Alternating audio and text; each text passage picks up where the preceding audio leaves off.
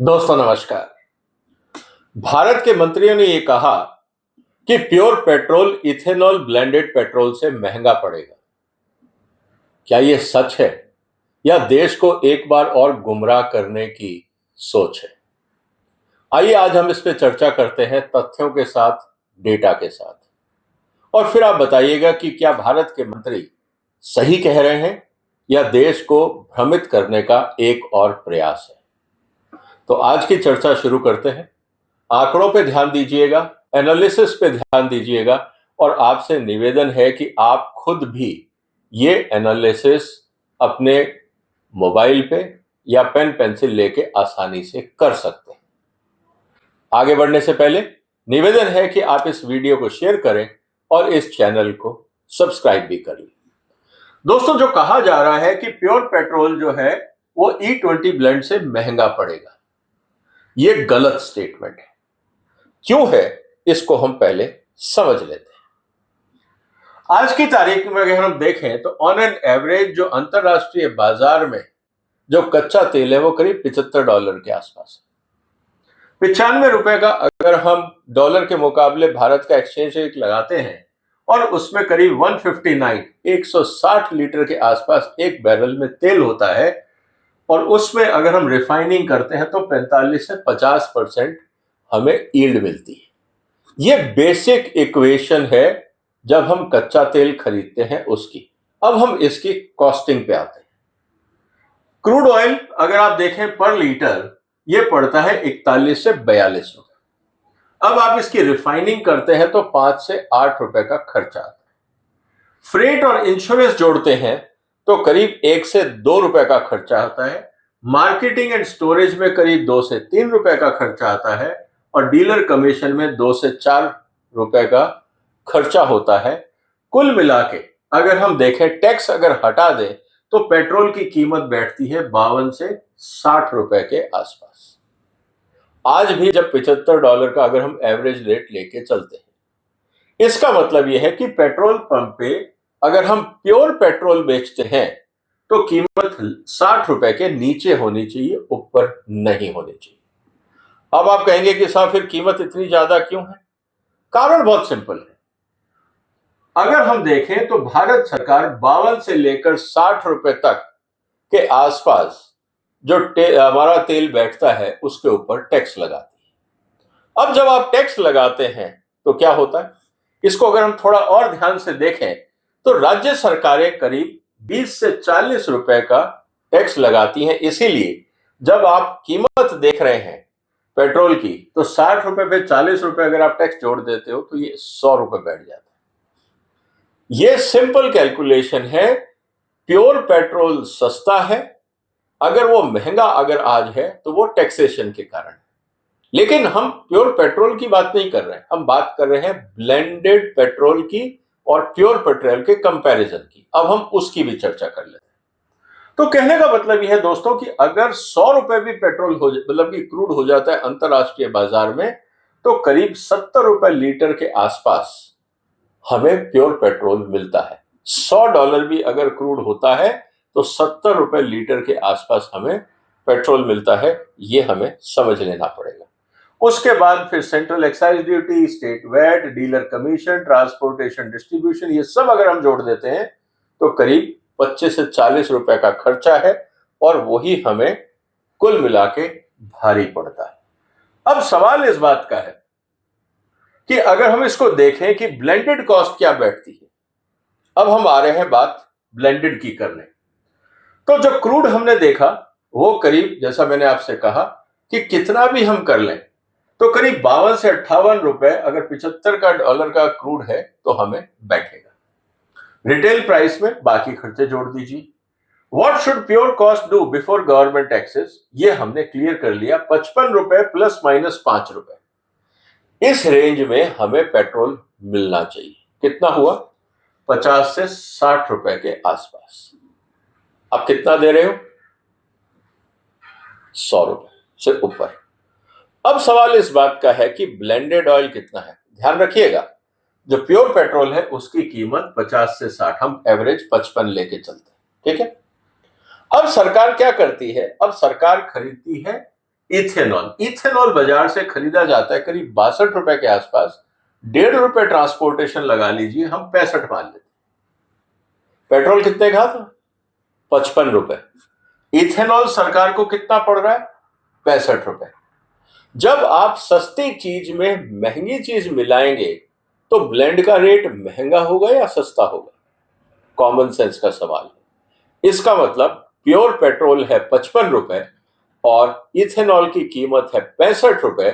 जब आप महंगा इथेनॉल सस्ते पेट्रोल में मिलाओगे तो तेल के दाम बढ़ेंगे या घटेंगे? इसीलिए मैं कह रहा हूं कि अगर मंत्री जी ये बोल रहे हैं कि ब्लेंडेड पेट्रोल सस्ता है और प्योर पेट्रोल महंगा पड़ेगा, क्या यह समाज और देश को मिसलीड करने वाला स्टेटमेंट नहीं है? फंडामेंटल सवाल, इस बात का ध्यान रखिएगा। अब हम बात कर रहे हैं 20% इथेनॉल और 80% पेट्रोल की। अगर हम इसका हिसाब लगाएं तो ब्लेंडेड फ्यूल हमें पड़ता है 56 रुपए 40 पैसे के आसपास। अगर हमने मान लीजिए पेट्रोल लगाया 55 रुपए, तो 55 रुपए के अंदर अगर आप 20% 62 रुपए का इथेनॉल, इसमें अगर आप खर्चा जोड़े, ट्रांसपोर्टेशन जो भाड़ा लगता है, ब्लेंडिंग कॉस्ट होती है, वो हमने नहीं जोड़ी, हम सिर्फ फ्यूल टू फ्यूल कॉस्ट जोड़ रहे हैं, तो बैठता है 56 रुपए 40 पैसे। तो 55 रुपए सस्ता है या 56 रुपए सस्ता है? प्योर पेट्रोल 55 का और ब्लेंडेड फ्यूल 56.5 का, कौन सा सस्ता बैठा?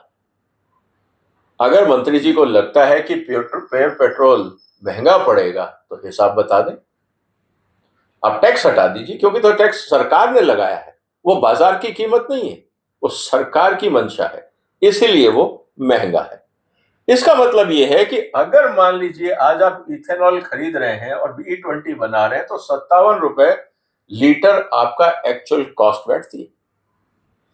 55 रुपए प्योर पेट्रोल और ब्लेंडेड पेट्रोल 57 के आसपास।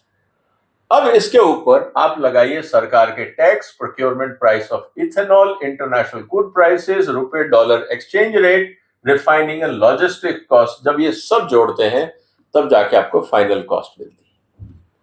अब सवाल इस बात का है कि इसमें सबसे बड़ा हिस्सा तो सरकार के टैक्स का है।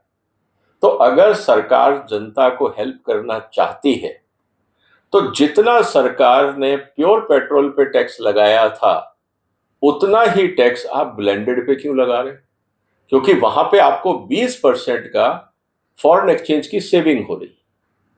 तो पहले आप ज्यादा टैक्स लगाते थे ताकि शायद कंजम्पशन कम हो या सरकार को रेवेन्यू जनरेट करना पड़े।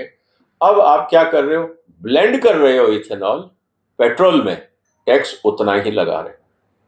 और ये ज्यादा खतरनाक क्यों है, इसको समझने के लिए अगली टेबल देखिए। जब आप प्योर पेट्रोल लेते हो तो उसमें 34.2 मेगा जूल पर लीटर एनर्जी मिलती है। इथेनॉल में 21 होती है, करीब 70%, 30% कम एनर्जी होती है इथेनॉल में। दाम ज्यादा है इथेनॉल के, एनर्जी कम है। तो जब आप ब्लेंड कर रहे हो तो आप क्या कर रहे हो? कम एफिशिएंट फ्यूल को हाई एफिशिएंट फ्यूल में मिला रहे हो, सस्ते फ्यूल में एक्सपेंसिव फ्यूल मिला रहे हो। तो दोनों तरफ से जो चोट है वो पड़ती है जनता पे। एक तो आपको सस्ता तेल महंगा करके दिया जा रहा है क्योंकि इसमें महंगा इनपुट मिलाया जा रहा है। दूसरा, जिसमें आपको एनर्जी 100 यूनिट मिलने चाहिए थी, आप उसमें 70 यूनिट एनर्जी का इथेनॉल मिला रहे हैं। इसका असर क्या आएगा? इसका असर सीधा सा है आपकी माइलेज पे आएगा। अभी मैं मेंटेनेंस की बात नहीं कर रहा हूं, मैं सीधा सीधा माइलेज की बात कर रहा हूं। जितनी ये रिपोर्ट्स बाजार में आ रही हैं अलग अलग संस्थाओं की, क्या वो ये झुठला सकते हैं कि इथेनॉल और पेट्रोल के अंदर जब आप कम एनर्जी की कोई चीज मिक्स करते हो तो आपको माइलेज पे असर नहीं पड़ेगा? अगर ऐसा है तो कंजर्वेशन ऑफ एनर्जी की जो थ्योरी है वो फेल हो जाती है। तो जो संस्थान ये बोल रहे हैं कि साहब ब्लेंडिंग से कोई फर्क नहीं पड़ता एफिशिएंसी में, वो जानबूझ के कुछ ना कुछ तथ्य तो छुपा रहे हैं, वो सच नहीं बता रहे हैं। ये हमें समझना होगा। इसका मतलब ये है कि जब आप 20% ब्लेंड करते हो तो आपको 7 से 8% एनर्जी कम मिलती है। 7 से 8% एनर्जी कम मिलती है और 7 से 8% आप दाम ज्यादा दे रहे हो। 55 रुपए की चीज जो है उसको आप 65 रुपए की चीज से मिक्स कर रहे हैं। तो महंगी चीज, कम एफिशिएंट चीज आप जनता को दे रहे हैं। तो जनता को दोनों तरफ से मार पड़ रही है। एक तो आपको ज्यादा पैसा देना पड़ रहा है, किसका? उस प्रोडक्ट का जिसमें एनर्जी कम है, करीब 7% एनर्जी कम है। और साथ ही आपको 5 से 7% एक्स्ट्रा पैसा देना पड़ रहा है, जो आपके हिसाब से वो कम होना चाहिए था अगर प्योर पेट्रोल मिलता। तो जनता को दोहरी मार पड़ती है। Inefficient fuel at higher price, leading to less energy utilization या लेस एवरेज और माइलेज। क्या ये देश हित में है? अब सवाल इस बात का है कि क्या भारत सरकार अपने फाइनेंस को मैनेज करने के लिए, ताकि सरकार के ऊपर घाटा ना बढ़े, आप देश के 144 करोड़ लोगों को गलत प्रोडक्ट दोगे, जिससे करोड़ों व्हीकल खराब होंगे, करोड़ों टू व्हीलर्स खराब होंगे, करोड़ों कारें खराब होंगी, मेंटेनेंस कॉस्ट बढ़ेगी। क्या इससे भारत की क्वालिटी ऑफ लाइफ इंप्रूव होगी? ये बड़े सवाल है। क्या सरकार सिर्फ अपने बैलेंस शीट को, अपने बजट को बचाने के लिए 140 करोड़ लोगों के साथ मजाक कर सकती है? आपको क्या लगता है दोस्तों? तो सवाल अब इस बात का है कि सस्ता तेल, जो चीपर ऑयल था, उसको ऊंचे दाम पे बेचा जा रहा है, और जो ज्यादा एनर्जी एफिशिएंट था, वो कम एफिशिएंट जो ऑयल है उसको ज्यादा दाम पे बेचा। दोनों तरफ जनता पे चोट पड़ रही। अब सवाल इस बात का है कि ये मंत्री ऐसा कर क्यों रहे हैं? क्यों जनता को गुमराह किया जा रहा है?